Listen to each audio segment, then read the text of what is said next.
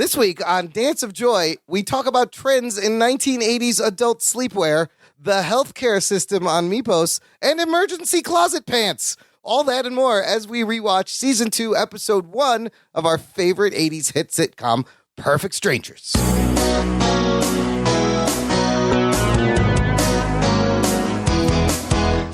Hello, listener, and welcome to Dance of Joy, a Perfect Strangers rewatch podcast. My name is Imran, and playing the role of my sister this week is my actual sister, Sophia. How's it going? Hello, listeners. I just want them to know that we don't just play brother and sister on a podcast. We're in real life. We're not just playing. We are actual brother and sister. Sometimes we play roles as better brother and sister. And with that one intro down, Sophia, I just realized we only have 143 more dumb jokes to come up with for the intros. For the remainder of this podcast, so get writing. Will do, brother. Get some Perfect Strangers puns. 143 opening jokes, easy peasy. You could do that. That's, problem. I'll nothing. have them knocked out by next week. In the meantime, listener, we have made it to the premiere episode of Season 2. Yay! I still have party favors left over from Larry's surprise birthday. But that was the last season. Let's move on. We are in Season 2, Episode 1, titled, Hello, Baby. Hello, baby. Again, this use of the word baby in the episode titles. This time, I don't think it's a song or anything. It's just hello, baby. It's just hello. It's just an actual baby. As we learned from the TV Guide description, which read, in the second season opener, a pregnant woman from Balky's citizenship class needs a place to stay. So Balky offers her Larry's apartment, or more specifically, Larry's bedroom. Oh, this is going to be hilarious. A classic pregnancy episode. Classic setup that's been done on many, many sitcoms. This episode directed by Joel Zwick, written by Paula A. Roth. Sophia, a female writer. The first one.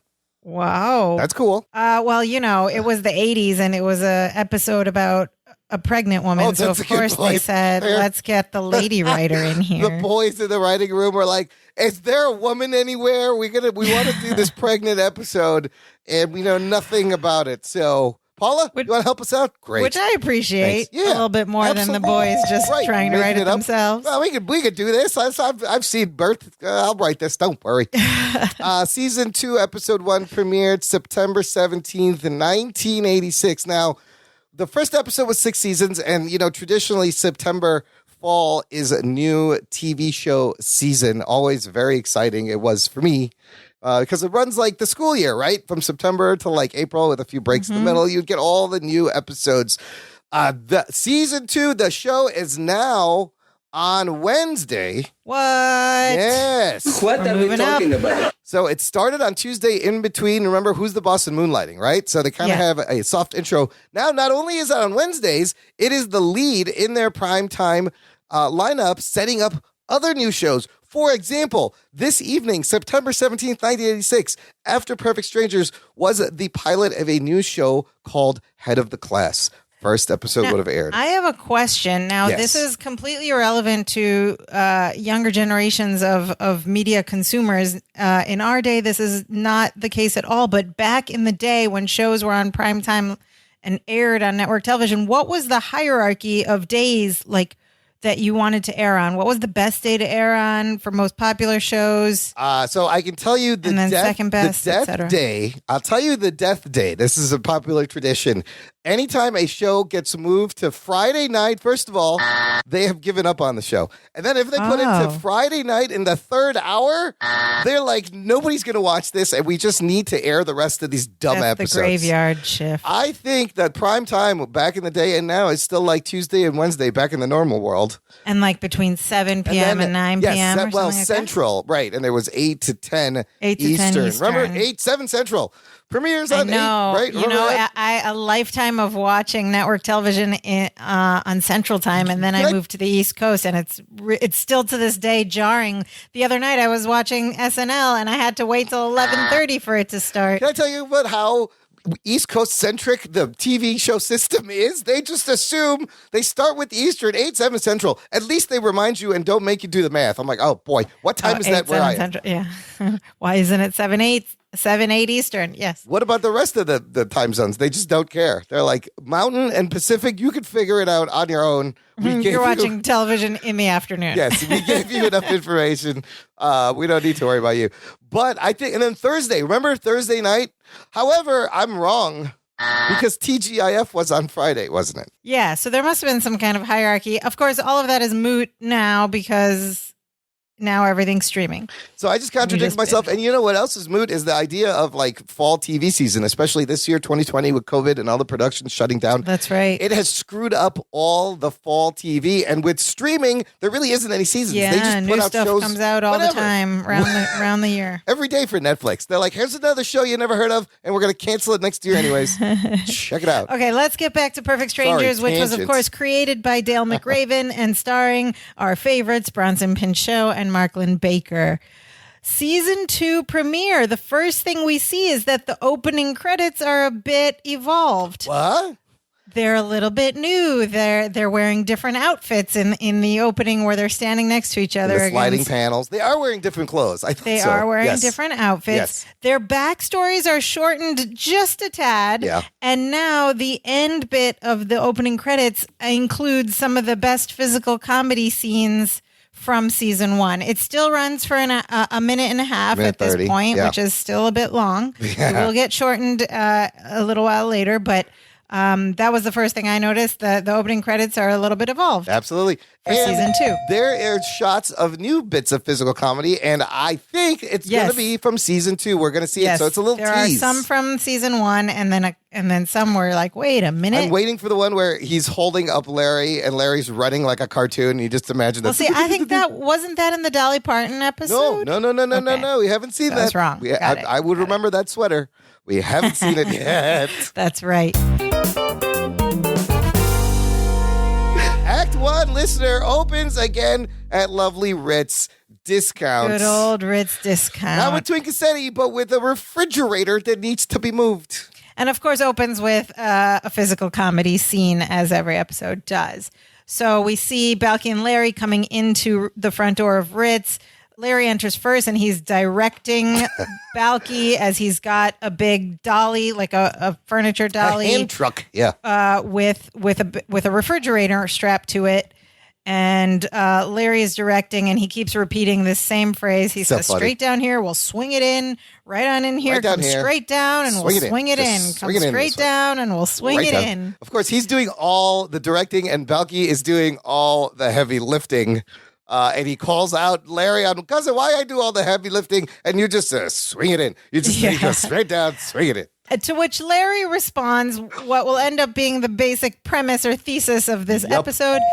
Balky, somebody has to have a plan, and that's me. And somebody else has to carry out the plan, and that's you. But the point is that Larry fancies himself as the person who makes the plans. Well, we saw that last season, right at the end of last episode. His plan for his life, his career was like the whole season. Plan, yeah. Exactly. And so Larry is a planner, and he prides himself on being ready and planned for different situations. Straight down, swing it in here. You know what it reminded me of? The Friends when Ross needs to move the sofa, and he's like, pivot. At least Ross is helping him, but he just keeps going, pivot. Yeah. And I'm like, that word has lost all meaning, Ross. You've said it so many times. So Balky brings in the refrigerator, and then he swings it in, just like Larry says, but he ends up trapping Larry behind it between the refrigerator and the wall, and then gets distracted because the next character enters, which is Gina. Oh, a new character. A friend of Balky's from his citizenship class, and she's very, very pregnant. Yes, she is. And Balky gets excited. He goes to greet her. Larry's still trapped between the refrigerator and the wall. I love Balky. He goes, he introduces her. He goes, "This is Gina. She's from Italy." And then he looks and he thinks he's so clever. And then he goes, "She's Italian." She's Italian. And Larry says, and Balky takes off to bring her someplace to sit down.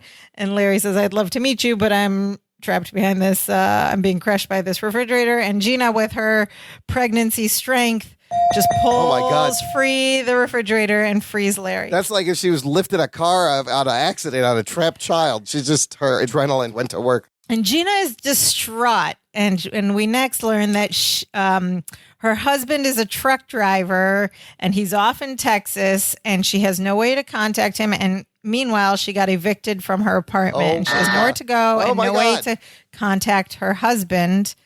And she's distraught and she's crying. And Balki says, Balki's the only person she knows in this country, the only other friend she has. And Balki says, of course, we'll help you. And he ends up offering for Gina to stay in not only in their apartment, but in Larry's bedroom. Well, Larry accidentally sort of volunteers, and then they just volunteer his bedroom, saying, you can't stay on the sofa bed. And Balki's like, you see that, Gina? He's a prince. He's offered you his bedroom. Of course, Balki being this kind-hearted, like innocent person who sees the best in everyone and wants to be nice to everyone. Dude, how does this happen to Gina? Is she married to an American, first of all, as a truck driver? I thought about that too. I presume, a truck driving American. In Texas. But we don't know that. We don't know. He could be Italian too. But yes. He could be Italian. But is he not... They're not paying the rent. He got evicted while he's away, and he doesn't know what's going on. He doesn't know. It was 1986. There was no way to contact your husband who was driving a truck in Texas. So after, Larry begrudgingly kind of agrees. I love this line as they're walking out. Balki goes, you're going to love it. And because of Larry's house, he has a blanket that plugs into the wall. She goes, you're kidding me. What's that for? And there's your first Balkiism. He goes, beats the socks out of me. Beats the socks off of me. Who knows? Basically, who knows? Two immigrants, they have no idea why you plug a blanket into a wall. It does make a little sense upon first Why would you be plugging this blanket at a wall? Yeah, why? What does it do? It sounds like a fire hazard to me. Yes, will coins come out of it? What happens? So we're still in Act 1, but we cut to the next scene, which is at the apartment, and Balki and Larry have just settled Gina into Larry's bedroom, and they come out, and they're getting ready to share the sofa bed in the living room for the night. And they're both in their pajamas, but they're both wearing these long, almost full-length robes over their pajamas that are tied tightly around them. Let me tell you, this next whole sequence till the end, till the commercial break, I was in tears. There's a lot of great physical comedy as Larry says, let's hit the bed, and they turn away and they take off their bathrobes. Wait, hold on. They turn their backs to each other. Yes. So I've heard them talk about this scene on talk shows where they were in sync about choreographing, and they said the beauty of the scene is how they choreograph the movement. So they turn their backs to each other as they each slowly untie their robes facing away from each other. They take off their robes, they toss them to the side, then they turn back to face each other at the same time. And there's this classic Perfect Strangers moment where they're looking at each other intently, not saying anything, and the audience is just laughing. It's just laughter for several moments because Larry's in a grown-up adult matching pajama set, and Balki is wearing what?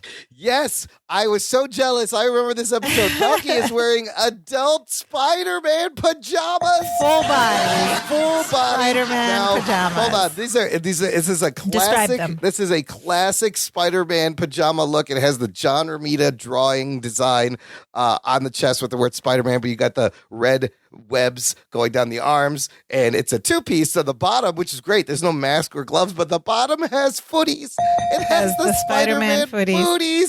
And I was so jealous. Yeah, so we see them just staring at each other, no lines, probably both actors trying to hold in their laughter if you look carefully, and the audience is laughing. Of course, they're doing this live in one take in front of a live studio audience. The laughter stops, and Larry goes, "What are those?" He's pissed. He's very like, "What are those?" And Balki says, "These my Spider-Man pajamas." And Larry says, "Ugh, let me rephrase that. Why are you wearing those?" And sweet, innocent Balki says, "Because my He-Man pajamas are in the laundry."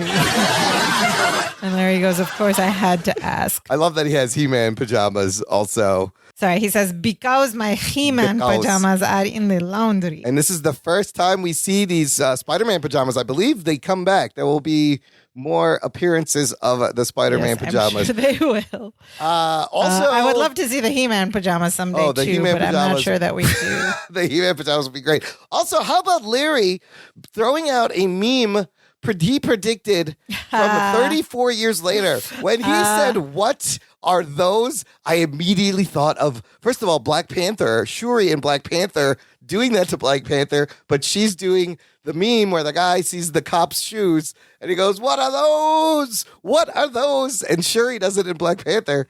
She goes, "What are I those?" think this is purely a coincidence. Of course, we didn't have memes in 1986. We have a "What are those?" Larry Appleton meme from 34 years ago. But if we ever get Mark Lynn Baker on this show, we need to ask about that.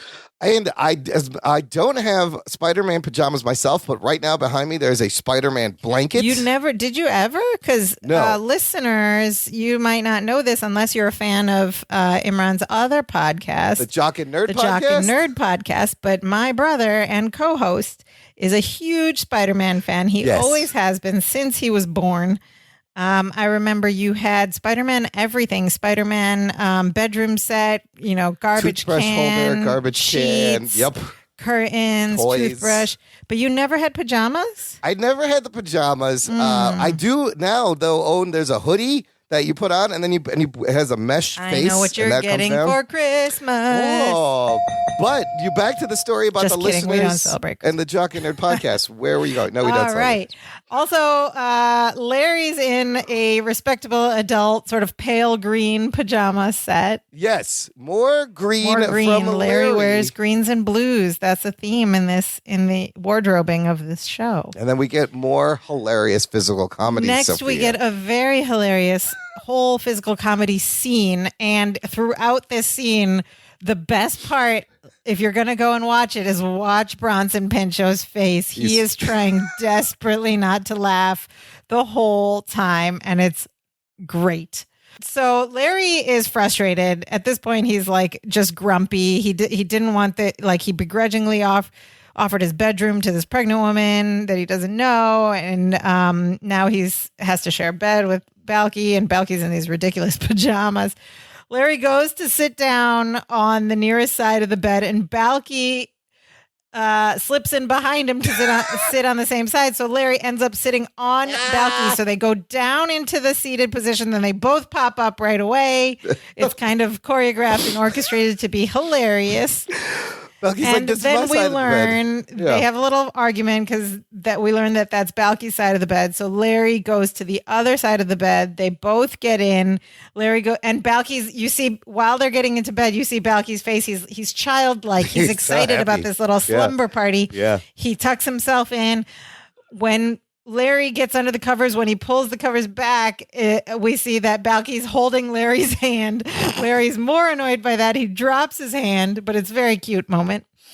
And Larry's annoyed. Balky's excited. They're in bed at this time. And then they have a little bit of a chat. And Balky tells Larry how much he admires him because not only is he willing to give up his bedroom to a woman that Balky hardly knows. Wait, what? What are we talking about? So the beauty of this scene is facial expressions. Yes. Mark Lynn Baker's has so many facial great expressions as Balky's dropping these truth bombs. So he's like, first, you gave up your room to a woman I hardly know. And two, because you care about me, you're willing to sleep on the hot side of the bed. Side of the bed. And Larry's like, what? He's like, wait a do minute. you mean the hot side of the bed? So yeah, Mark Lynn Baker's facial expression and responses to these lines are so funny. Balky explains that early in the morning, he says, you see that hole through the drapes right there? Early in the morning, the sun comes through and it'll bore a hole right into you like a laser. But they're pointing out front, in front of the audience, above the studio audience. Yeah, this is a fourth wall, aren't they? This is a very interesting moment. I don't know how I noticed this, but it really stuck out at me. And they're pointing toward the fourth wall, toward the camera when he says, you see that hole in the drapes. The drapes are at the fourth wall. And when I first rewatched this, that stuck with me. And I obsessed about what does the rest of that wall look like? We never see that wall. Where does that apartment end? And it's something, I don't know if they did it by accident or if it was improvised and they just kept it. But it's not something we ever see again in this show or in most other shows, sitcom shows. No one ever references that fourth wall. They could have pointed off to the side, into the corner. To me, it felt very strange, and it stuck out a lot, and I obsessed over, like, what? Yeah, you watch these shows, you always had, like, a mental image of what is this wall that you are kind of seeing through. No, I never think about that wall until it was pointed out. That there's some drapes with a hole on this side of the room. Yeah. Anyway, that was a little thing that stuck in my head. Larry is not happy about the hot side of the bed, and he insists on switching sides. This part is great because the whole time you see Dimitri up in the back on the sofa kind of sitting there, and as they switch sides, Balki grabs Dimitri and lays it right between him. So as Larry turns, he gets the butt end of Dimitri, and he just goes, "What's in my face?" And Balki says, "Dimitri, he always sleeps with me." And Larry says, "Not tonight." Larry's now in a very foul mood. "Not tonight." He grabs Dimitri, throws him on the floor. Balki gets very upset. Again, childlike innocence and upset. He prays to God that God take care of Dimitri on the floor because this is the first time he slept alone in his whole short little life.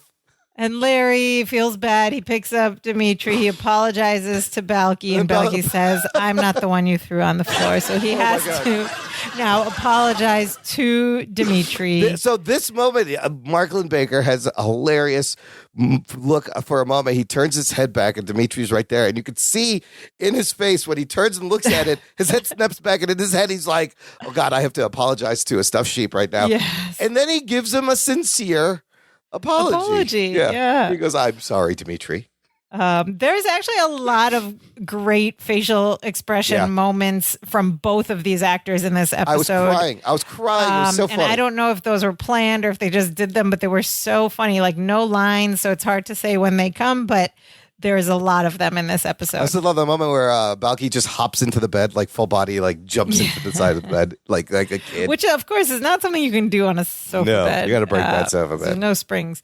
Anyway, they're finally like in bed, getting ready to go to sleep. They're like winding down, and Balki just, is casually chatting with Larry. He thanks him for helping Gina, and then casually mentions that the baby is overdue. What? And then he goes, "Good night." He says the baby was 2 weeks ago late. Good night, 2 weeks Larry. ago late. Which, does that mean the baby is 2 weeks late or more than 2 weeks late? Because if it was late 2 weeks ago, it's more than 2 weeks late. Anyway, so he mentions the baby was 2 weeks ago late, and then he just goes, "Good night." And Larry doesn't hear it at first. He says good night. He closes his eyes, puts his head down, and then he realizes what Balki said and is suddenly wide awake with those panicked Larry eyes. He's freaking out. So good. And act one. That's great stuff. Dude, I was crying in those little moments that whole time. We come back from commercial, Sophia, and it's the same night in the apartment. And now Larry has a stopwatch in his hand. He's pacing around. He has a plan while Gina is asleep in the armchair in the living room.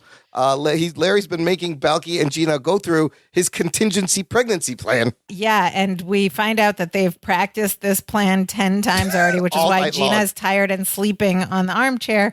And Balki says, "It's enough. Let Gina sleep." And then Larry says what I think is perhaps my favorite line of this whole episode. Larry goes, "Okay, we'll probably make better time without her." Anyway, that's not the line. He goes over to Gina. He shakes her arm. He says, Gina, wake up. You can go to sleep now." Which I thought was so funny. Every single time I watch this, he wakes her up to tell her that she can go to sleep. What? He's just a jerk sometimes, but it is funny. So Balki helps Gina up from the chair, and here we get the callback to the language Larry was using in the opening scene. Swing it around, straight back here. Swing her around, He's straight on back. Balki and the pregnant lady back to his bedroom. Balki takes Gina straight on back, swings her around, takes her straight on back to Larry's bedroom. Balki is tired, though, as he comes back to Larry. He says he knows his part. He wants to sit this next practice out. Larry is not having it, saying, "This is all your fault. Why didn't you tell me she was pregnant?" Balki goes, "What did you think it was, a bee sting?" How does Larry not notice that she's obviously pregnant? I don't know. I think he means, why didn't you tell me she was 2 weeks past due? Probably. But they got a map. Larry's got a map on the front door with a route to. Remember maps? Remember folding out maps? We'll get to that in Perfect Strangers today. But there's an old school map with a sharp marker route to the hospital, and Larry is freaking out. Larry's freaking out, and now we come to one of our little fun features in our podcast, a little role play, a little act out. Is it time for a Perfect Strangers reenactment? These are my favorites. Time for a Perfect Strangers reenactment, because this is a very funny exchange. Okay, you choose. In which we learn a little bit about Mypos. Yes, we do. I think I will be Balky in this one. Okay, excellent. So Balky says, cousin, what the big deal is? In my country, every time a woman has a baby, she doesn't run to the hospital. If every woman did that, we'd have to have 2 hospitals.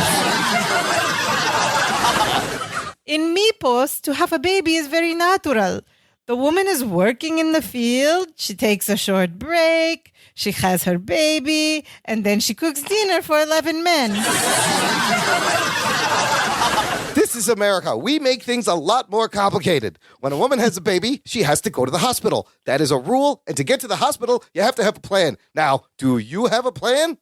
Well, of course I do. Don't be ridiculous. What is it? I don't know. I don't know. The funny line, end reenactment. The funny line to me is, this is America. We make things a lot more complicated. You know, true then and still true 34 years. You have to go to the hospital. Later. That is a rule. Of course, that's not a rule, and many people don't go anymore. But that whole line hospital. about delivering a baby in the old world, again, reminds me of Borat. Again, it's so Borat. And you've lived in these countries, Sophia. You know that it's kind of, there's some truth into what he's saying. Yeah, they don't make such a big deal about it, but and then the other funny thing we find out is that Mypos only has 1 hospital. Mypos has exactly 1 car, a 7-Eleven, and 1 hospital. One now. hospital. We're learning. We're building out the city, this island of Mypos. And of course, if every woman went to the hospital when they had a baby, like in America, they'd have to have 2 hospitals. So now Larry has a plan, and we get to see them practice the actual plan, which is also hilarious. And the plan starts with them in bed, right? And with Larry with a stopwatch. Yes. So first they go to the bed and they review the plan. He's like, do you remember the plan? And Balky says, yes, I will get the suitcase from the closet. And Larry will call, and you will call the hospital. But before they start to practice, Balky stops him and he says, wait, I want to call the hospital. And Larry says, fine. Exasperatedly, he gives in. Oh, he also says, why can't I call the hospital? And Larry says, because I'm the better communicator of the 2. And he says, how do you know that? And he says, have you heard yourself talk? Not while I'm talking. Or have you listened to yourself? Have you listened to yourself talking? He goes, not while I'm talking. Also, every time Larry tries to stop the start watch, he goes, go. Balky goes, wait. And then Larry says, stop it. He goes, what? Yeah, so they do this a couple of times. Larry concedes and says, okay, Balky can call the hospital. Finally, the 3rd time, Larry clicks the stopwatch and goes, here's the run. And then the physical comedy ensues. Balky, instead of getting out on his side of the bed, climbs over Larry to get out on the other side of the bed. And he runs very excitedly, again, childlike excitement, to the phone. He picks up the receiver. He pretends to dial, and he says, hello, hospital, baby is coming. Larry goes, brilliant. And he hangs up feeling proud of himself. And they finish the drill, and they get the jackets, and they click it, and Larry goes, I was right, we're much faster without Gina. Because he didn't want her there. Anyways. Larry is so obsessed with his planning and having a successful plan that he's more focused on making good time. The pregnant woman just gets in the way. Let's be honest. He's ready to do it without Gina. Yeah. He's got routes planned. He's got the jackets.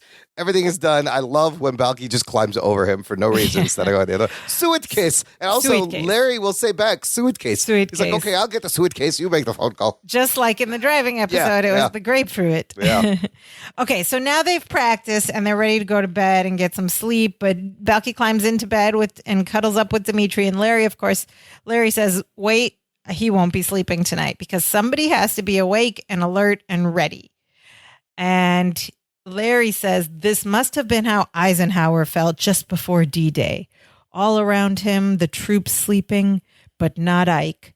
He knew that one single mistake could change the course of world history. Balky goes, he leans in and goes, was this before or after Ike met Tina Turner? And Larry, which of course is another Balkyism, goes along with confusing cultural tidbits. And Larry at this point has heard so many of these that he doesn't even explain anymore. He just kind of takes a sigh and he goes, before. So this is a pop culture reference. So remember last season, Balky was singing What's Love Got to Do with It? Yes. Tina Turner, and Ike was famously, Tina's husband, manager, and then in the 80s, she separated and became a huge star.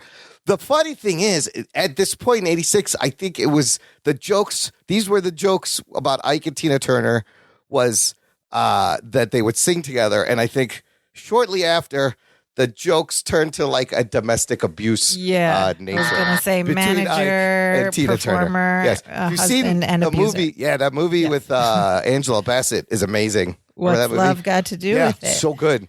So you get the full story there. But in 86, you could still make harmless jokes about Ike Turner. Ike and Tina. Yeah, but this is, the recurring gag where he confuses cultural references that sound similar. So Larry's trying to stay awake. He's going to be the trooper. He's like, I got this. Cut to, the lights are out, and they're both dead asleep. Fast asleep. Great concentration there. Yeah. Yes. So, great juxtaposition. I'm going to stay awake. Someone has to be alert and ready. Next scene, fast asleep. Larry's cuddling Dimitri, too, which was adorable. Yes. The next scene, they're sleeping. Gina comes out of the bedroom and she wakes Balky up. It is time. Uh-oh. It is time. Larry, despite his big speech, is neither awake nor alert nor ready. He's cuddling Dimitri, and it takes him actually a while to wake up. Forgets. He's groggy. He's confused. Who are you? What's going on? Why is the light on? Why do I have a sheep? And Balky says he doesn't wake up easily. And he tells him, he says, it's time. The baby's coming. It's time for your plan. And then it clicks, and he suddenly pops wide awake with those frantic, neurotic eyes. He says, it's time. And Gina also tells him that she's been in labor for a long time already and didn't want to wake them up to bother them. So that sends him even more over the top. Boy. And he's panicking and he's screaming, don't panic. And then he panics some more. Panics. He clicks the stopwatch and he goes, go. And then he turns around and immediately stumbles over the side table, almost knocking over the lamp. Some great physical comedy. Knocks all the stuff off the table. The lamp is like in his hands. Yeah. And then Balky rushes to the hospital, at which point Larry grabs the phone from him and he's just full neurotic. He's like, I gave you a chance to prove you were a good communicator. And what did you do? Say, hello, hospital, baby is coming? Cavemen are more articulate. Then he calls the hospital. He goes, hello, hospital? The baby is coming. And he hangs up the phone at Balky. And Balky goes, brilliant. Which is exactly what he said sarcastically the first time. So well done. Larry's in a panic. Of course, he's neurotic. He's frantic. He takes all three of their coats. He tosses them at Gina, who's outside of the apartment in the hallway already. He rips the map off the door. Balky grabs the suitcase and they exit the apartment. They shut the door behind them and they're off almost. After a beat, the door opens again. They come back into the apartment. Larry doesn't have his keys. He's like, where are my keys? He goes, those are your pants, cousin Larry. Where are my pants? They're in the closet. He goes, where's the closet? He's just losing it. He's searching all over the apartment. He's tossing things around, looking for these keys. Balky calmly goes and gets the keys from Larry's pants in the closet, which is the coat closet in the front of the apartment. Like, who comes at home and hangs up their pants in the coat closet in the front of the apartment? I think this is part of the plan. They put everything there just for tonight. Okay. Maybe they have emergency closet pants ready. I don't know. You gotta have front door pants. Front door pants, just in case. You never know what happens. It's a bachelor pad. Things get freaky.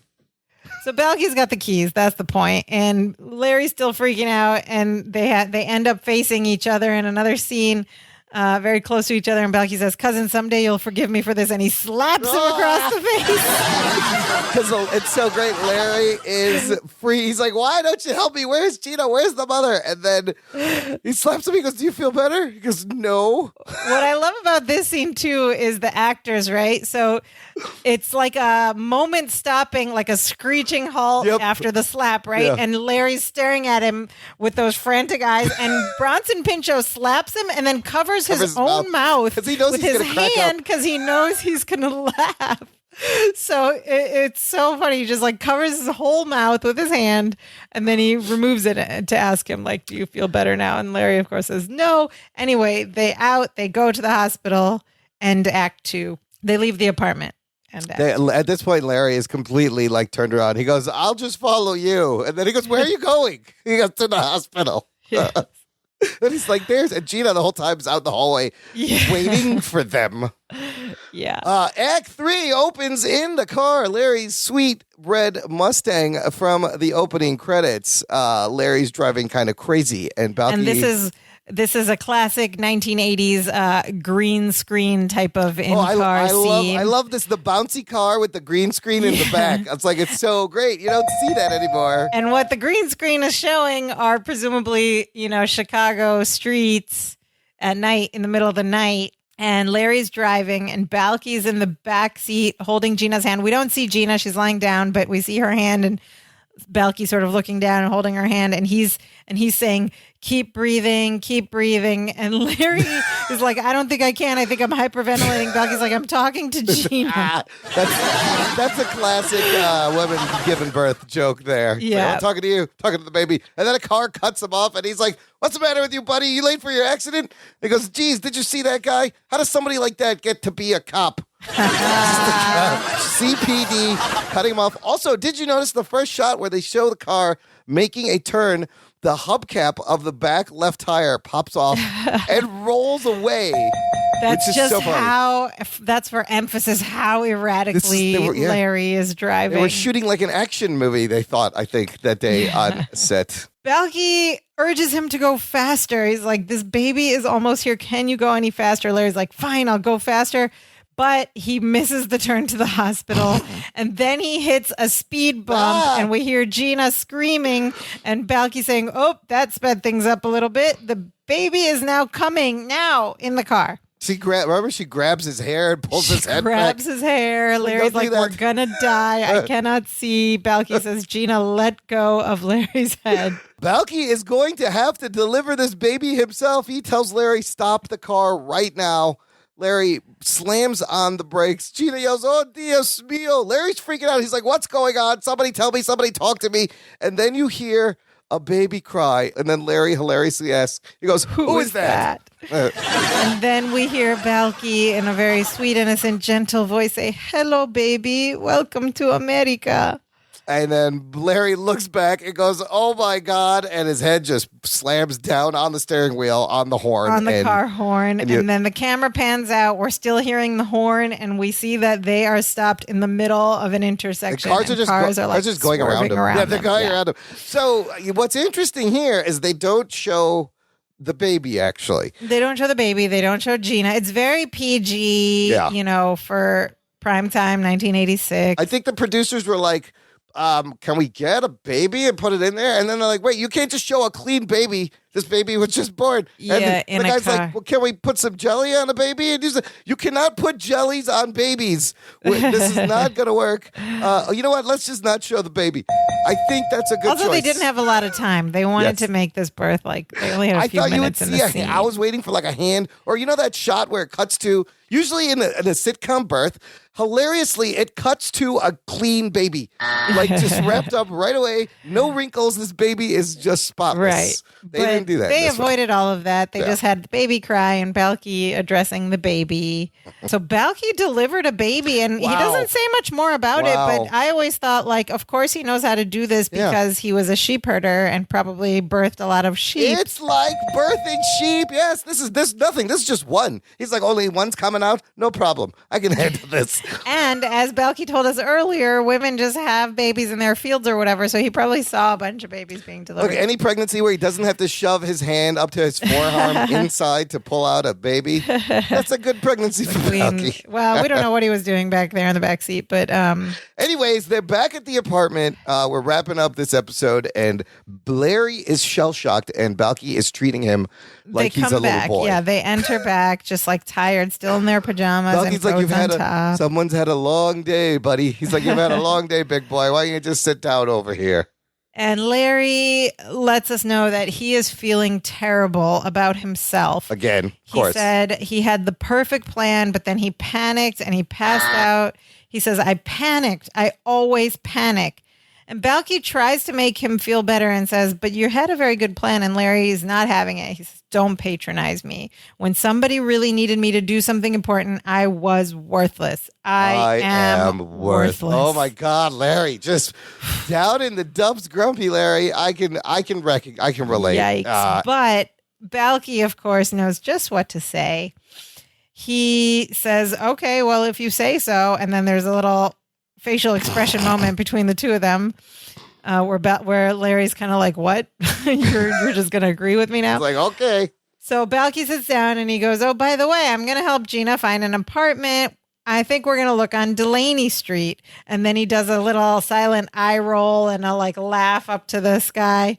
At which point, Larry turns around, his ears perk up. He's like, no, Delaney Street is all wrong. Gina's going to need to have good public transportation, a supermarket, a daycare center. He grabs his notepad. He starts taking notes and planning. And he's like, I'm going to go with her. We'll find a good apartment. So Balky says, that's a wonderful idea. Gina is very lucky to have a worthless person like you to help her. Larry Balky gets it. tricked Larry. But Larry gets it and tells him he appreciates it. And now we're at lesson time. It's lesson time, yes. Hold on. Before lesson time, yes. What do we know about a Delaney Street in Chicago? Delaney, you know what? Delaney Street right away reminded me of somewhere in New York.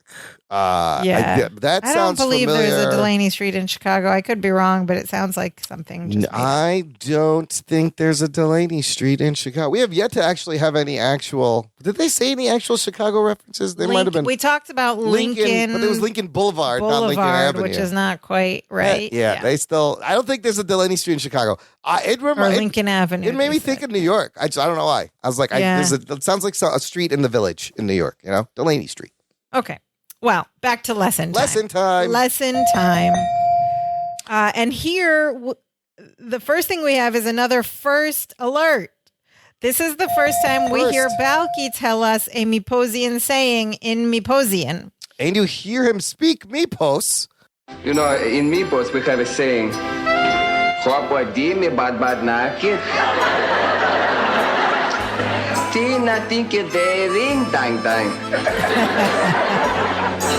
Hits home, doesn't it?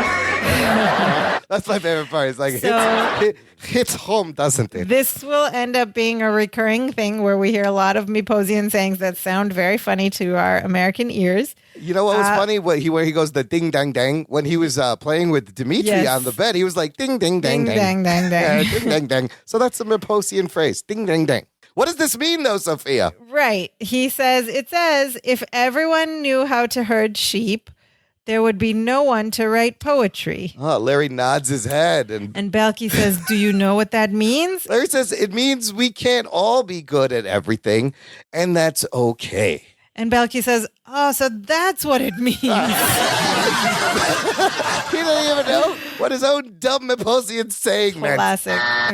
Everybody's learning stuff. At which point, Larry suggests going out to celebrate the baby's birthday in the middle of the night, I guess.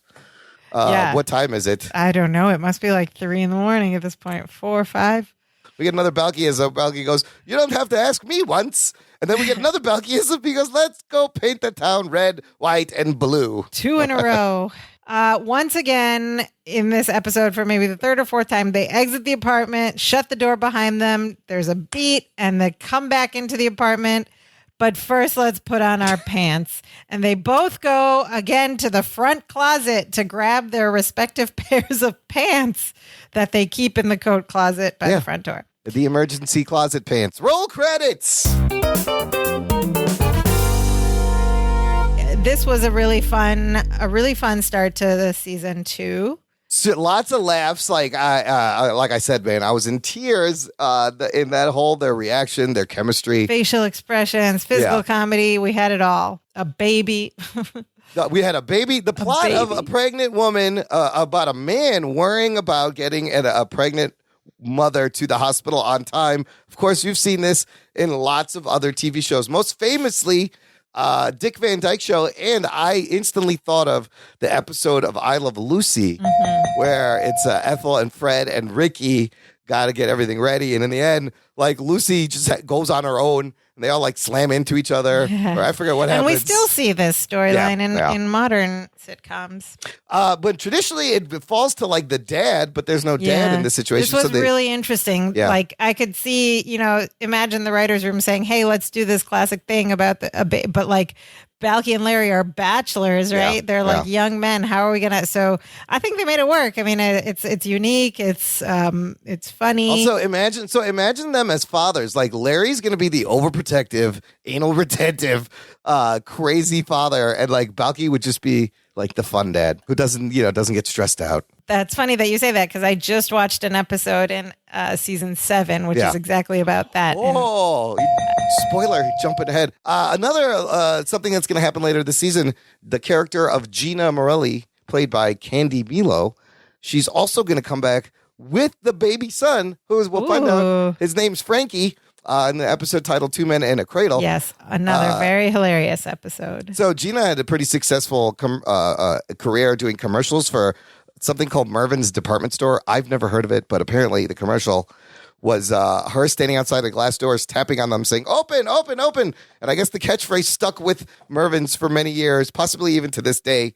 But she's also Does Mervyn's still exist? I don't know. It might be out now. But she's had a successful voiceover career, Candy Milo, as Dexter on Dexter's Laboratory. Oh, she's Dexter. Mucha Lucha and Maya and Miguel on PBS as Maya. So she's very good. She went on to do fun things. What are some of your, let's catch up with our favorite lines, catchphrase count.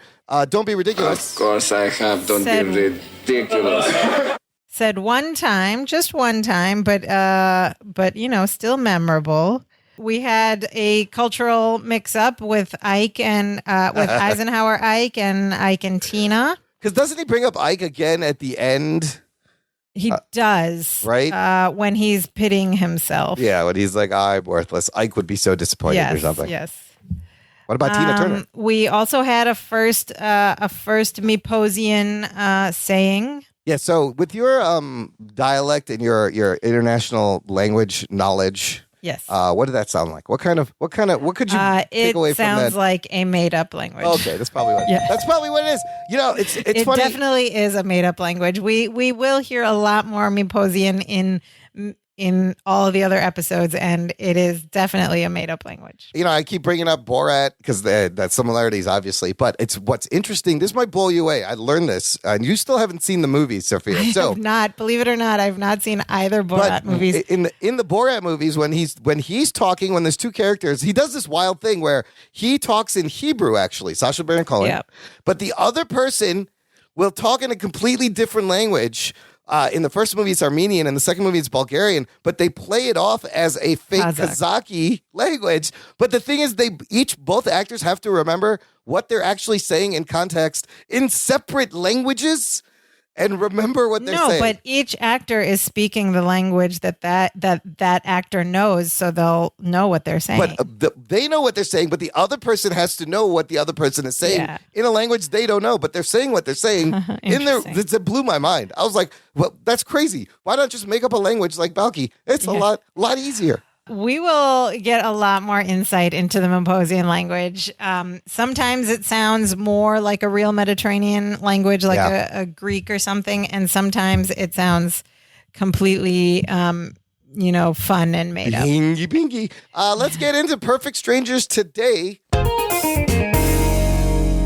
didn't do this last episode, and I kind of missed it. It's a fun segment. Perfect Strangers today. There's a lot of things in this story that would be completely different today. First of all, we wouldn't have a map taped to the wall with like an outlined route to the hospital. We would just use a GPS. Yeah, you pull up Waze, and then you fight over which celebrity you want to do the turn-by-turn directions. I want Morgan Freeman. No, I want Patrick Stewart to tell me how to get there. We should just have Balky Bartakamas. Oh my God, can you imagine Balky doing GPS? Turn right in 100 feet. You know what? We could just hire Bronson Pinchot on Cameo to record all our GPS directions. He's like, can you just say turn right on Lincoln Avenue for me? Yeah. In the next 100 feet, turn left. Also, they could have just Ubered to the hospital. It saved them a lot of headache. A lot of stress. Yeah. A lot of stress. Today, there would be no situation in which you would not be able to contact your husband or a family member. Gina would have, in today's times, Gina would have multiple ways to contact her husband. She could text, she could Facebook message, she could, whatever, WhatsApp. And he would probably be on a live stream watching the delivery. And then that would lead to hilarious gags like the battery's low and he's trying to string together cords or he's got to hold it up on an angle. He can't get a good signal because he's out on the road somewhere. So this is a huge change in not just the show in pop culture, in society in the last 34 years. And I don't think it's something people think about often is, yes, nowadays, anybody can contact you at any time from anywhere, from remote locations. Mm-hmm. You can video chat someone. In fact, your phones have GPS. They're tracking you all the time. But it just reminds me of when we were kids and we would go out to ride our bicycles. Our parents had no idea what we could have been dead in a gutter, in a ditch somewhere. It was a different time. Isn't that wild? I didn't wear helmets. I didn't wear any pads, knee pads, and mom didn't know where I was. Like I could have been anywhere doing anything. And nowadays, you know where everybody is all the time. In fact, they tell you, people check in. They voluntarily, I'm here now. Here's a picture. Yeah. Because we're so used to it now. I think back to even when I was in college. Now I'm aging myself, but we didn't, even in college, I didn't have a cell phone until like just after college. But, with your friends, we used to use the pay phone at the student center to call our friends in their dorm rooms on their landlines. We'd make a plan for meeting up, and then we just had to stick to that plan and show up where we said we were going to show up at that time. Hey, how did people even get no way together to change back then? that. I don't understand. Exactly. I think about it. I'm like, how did this even work? It was just luck that everyone would show up and you were able to. And like that friend you called in the dorm room couldn't call you back because you're calling from a payphone in the student center or whatever, What else would be different today? I mean, I was thinking about the luggage and how everybody has those rolly luggages with the handles. Yeah, we don't see old school suitcases anymore. Nobody's carrying luggage. It'd just be rolling luggage. And then I think another huge change from the geek, we talked about my podcast and that I love Spider-Man. Geek alert. Balky would have a Tom Holland Disney-fied Spider-Man pajamas, not cool, old school John Romita design Spider-Man pajamas, and it probably would have cost them a lot more to license. If you notice in the credits, it does say thank you for Marvel. Like they had to pay money for the license to be able to use the Spider-Man pajamas on the TV show. Wow, I totally did not notice that, nor do I know these names you're referencing. Tom Holland. He's the teenager Disney Spider-Man now in the MCU. No? Of course, Tom Holland. Tom Holland. Yes, and they possibly, instead of a sofa bed, I was thinking about, they'd probably have an air mattress. That just we don't really see sofa beds that much anymore. Dude, do you know how annoying? You ever try to move a sofa bed? They are so heavy, and then thing pops out. It is the worst thing. Pivot! It's the worst thing to move ever. I hate sofa beds. Yeah, so, I mean, we do still see this theme in modern sitcoms, but of course things are different. You don't have to call the hospital from a landline before you leave. You just call them on the way or whatever. Things are different. Cousins should joke more. Yes, they should. Okay, we got an exciting new segment. Dance of Joy. We're going to do some shout outs. Yes, from actual people, listeners. We shouting out? Well, first of all, I want to shout out a Facebook group, Perfect Strangers Online, P.S. I Love You, run by the one lady. Her name is Linda Kay. First of all, thank you for adding us to the group. And I asked her if I could post about the show, and she very graciously said, yes, no problem. She's also the lady who started the blog, perfectstrangers.tv, which we reference a lot. It is an amazing, curated Perfect Strangers site, Linda Kay, that you have created there. And the info has helped us immensely. And it's going to be fun having that. But I want to shout out to Linda Kay. Shout out to Linda Kay, and shout out to a bunch of members in the Perfect Strangers online group who got excited and said they're going to listen and subscribe. So I want to say thank you to Victor Deschaux, Joseph Rinaldi, Susan Roeder-Whitener, Michael Phillips, and Brianna Wilkie. Thank you. Thank you for being excited. Hopefully you're listening. And then, Sophia, we got some shout outs on Twitter. You made a friend there. Yeah. And then on Twitter, we've got Twitter user @Whitney0327, and her full Twitter name is Whitney, followed by a bunch of emojis. So I want to say her full Twitter name is Whitney Star Rainbow Lollipop Mermaid Princess. You got it.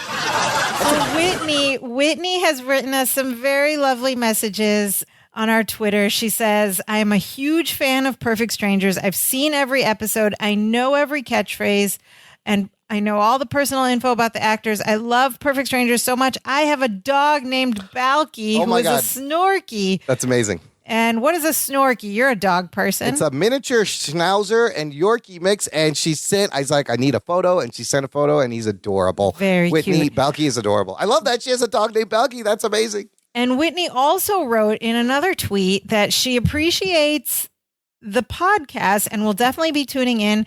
She says, I have a chronic illness called sickle cell, and Perfect Strangers have gotten me through many a pain crisis and hospitalization. So thank you so much for having this podcast.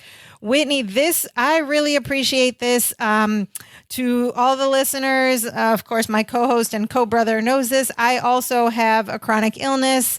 I suffer from a little bit of Lyme disease, and I know what it feels like to get those pain crises. And that's exactly the right description of pain crisis. They're terrible. You're stuck in bed. You can't move. And a show like Perfect Strangers, something to watch, something to have 22 minutes of just joy to help you distract from what you're going through is just a godsend. So, Whitney, I feel you. I appreciate you. Thank you for your note. And we hope that our podcast can give you a little bit more of a distraction from what you're going through. Look at this connection we're making already. Just like a few episodes in, you've already connected and you can relate to her. And yeah, I hope I wrote back. I was like, Whitney, I hope we can make you feel better too. But there we go. We're forming connections. We're making the world a better place. Good stuff. So if you haven't yet followed us on Facebook, Twitter, and Instagram, check us out. We're at Dance of Joy Pod on all 3 platforms. Wait, before we do that, I figured every so often we should probably plug our own stuff that we do, don't you think? We do other things. Maybe the listener would want to check out what's something else you want them to check out that you do, Sophia?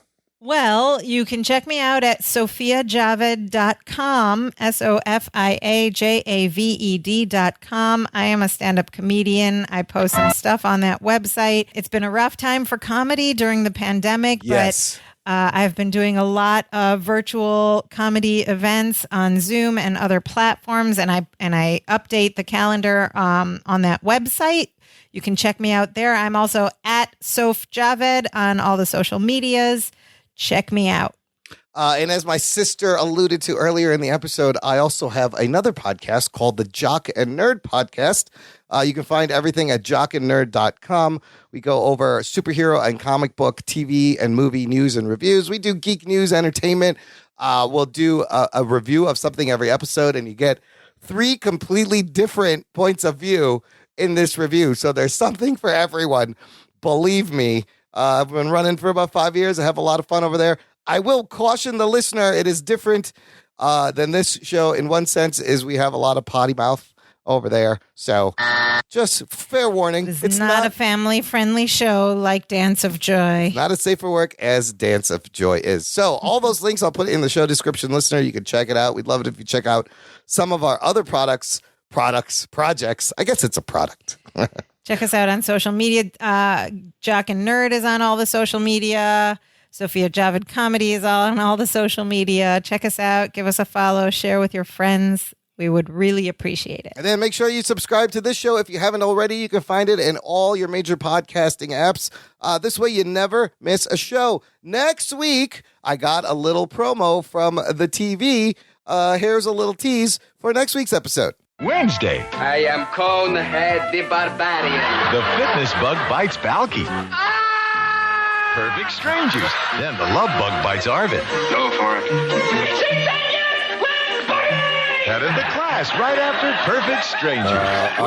Arvid the nerd. Yes, we will be working out with Balky and Larry next week. You don't want to miss that. We would love to hear from you as well. You can write to us with any feedback, comments, stuff you want us to talk about on the show. You can write to us at danceofjoypod@gmail.com. And if that's too much, if you can't be bothered to write words, you can speak words to us, which is always a little bit easier. If you go to speakpipe.com/danceofjoypod, you can leave us a voice message. Visit our website, danceofjoypod.com, for links to all the stuff, and our Twitter, Facebook, Instagram, our Facebook group. And of course, listener, the most important thing, share this show with a friend. Of course I have. Don't be ridiculous. Word of mouth is the best way that will help us get more listeners and share our love of Perfect Stranger. And now we're so happy we do the dance of joy. Now we are so happy we do the dance of joy. Hey, hey, hey, hey, hey, hey, hey, hey,